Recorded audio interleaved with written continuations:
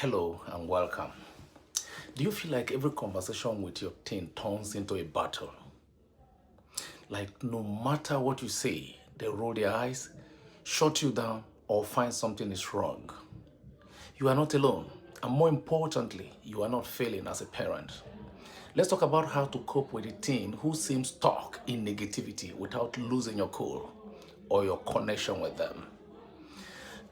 The journey with going through to training a child or a teen in particular is very adventurous, and you must do that. Hi, my name is Paul of Frank Talk with Paul, and welcome to your new channel where we talk about parenting in real world without sugarcoating and with a lot of grace. Today's topic is one so many parents silently struggle with. A teen who is always negative, whether they are moody, sarcastic, or just constantly pessimistic, it wears on them.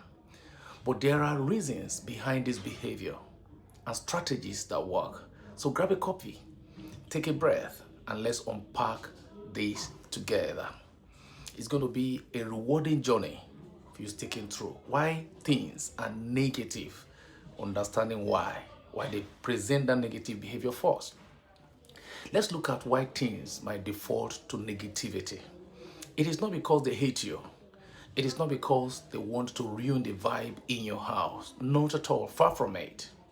It is often because they are overwhelmed, stressed, or unsure how to navigate big emotions. The teen brain is still developing, especially the part that handles impulse control, emotional regulation, and empathy. Add school stress, social media pressure, and identity issue, and negativity becomes a defense mechanism for them. You must understand that these things are interplay and they have a way of impacting negatively on how they behave. And what do you do and how do you avoid all this trap? Now, here is what not to do when faced with teen negativity. Number one, don't take it personally. That is very tempting. The sarcastic tone, it is often about them, not about you. Don't overreact. Keep your cool. It is tempting to snap back, but that fuels the fire. Don't try to fix their mood. Teens hate that. Sometimes they just want to be heard, not helped. You must understand that. That is the role you are meant to play. And what can you do instead as a practical coping mechanism? Okay, so what can you do? Listen, let's start with a few go-to strategy. Validate without feeding the negativity. Say things like, that sounds like a rough day. Then stop. Let them talk or not. Set calm boundaries. Example, I get that you are frustrated, but I won't be spoken to disrespectively. Stay consistent. Your teen may test you. Stay firm, but kind. In an attempt to do all of this, you must be very conscious that they need you to stay calm. Otherwise, you will lose them. If you are finding this helpful, hit that like button. It helps more parents find support just like you. And don't forget to subscribe for weekly and daily real talk parenting strategy. Drop a comment if this sounds like your house. I read every single one of them. I will not pass yours by. Now, there is what we call the building of emotional safety, which is important. Teens who are always negative often don't feel emotionally safe. That doesn't mean your home isn't loving. It means they might not feel understood. Try this. Instead of correcting their feelings, try reflecting them back. For example, they say school is stupid. Instead of saying, no, it is not. You need school. Try to sound like, school has been very frustrating lately. This simple shift makes them feel hard and less defensive. When you think what they are presenting to you is negative, don't join negativity with them, otherwise you lose them. Pick your battle. The act of strategy is very silent. Not every negative comment needs a response. Teens want autonomy. Let them rant, sometimes without correcting, advising, or reacting to them. When you stay neutral, they will often come back later in a calmer mood. The understanding of this helps you to manage their challenging moment, and that is very important for you. You can positive reinforcement. You can catch them being not negative.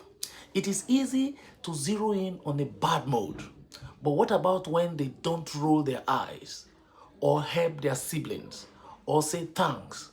Catch them doing something right and name it. Appreciate how calm you were earlier. These small moments add up and help shift their tones. Because when they are negative, they want to see you get them back to the other side of positivity. Sometimes they look down on themselves, but it is your own. Your mental health matters too, because you need to be in that position to help them. Let's talk about you for a second. Dealing with chronic negativity is draining. Set emotional boundaries. Take break. It is okay to say, I need 5 minutes and walk away, because it can be very demanding. You don't have to be a perfect parent. Just be the present one. If you listen to my video in the past, I've always said that be present, not perfect. That's what they want to see. You are always present. Another thing is teaching them emotional literacy without lecturing them. These children are building up through your example. Teens don't naturally know how to name or manage emotion. Model it for them to see. Say things like, I am feeling stressed and I need some quiet. They can't say that. Over time, they will learn by watching you.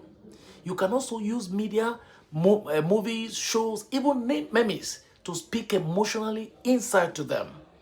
You have to model it to them so that they can see it. If they don't change, hope or reality, let's be honest, your teen might not change overnight. That's okay. Don't see that as abnormal. What matters is that you are staying consistent for them to see. You plant seed now and often see the growth later. Keep showing up. That is the win. It is not backing out because you expected something at the moment and it's not happening. No. Real talk, when it gets help, sometimes negativity is more than just teen angst.